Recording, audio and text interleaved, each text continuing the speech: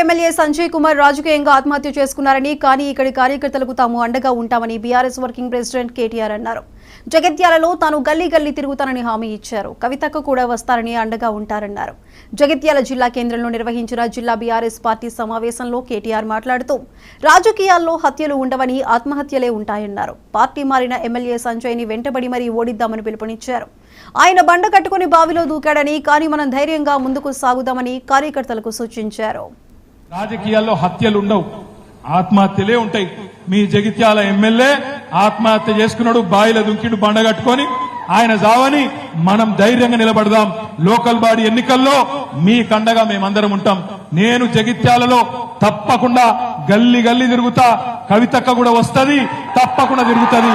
తప్పకుండా మీ అందరు కండగా ఉంటామని చెప్పి కూడా తెలియజేస్తూ, ఎట్లనైతే కష్టపడి ఎమ్మెల్యేని గెలిపించినామో అంతకంటే డబల్ కష్టం చేద్దాం.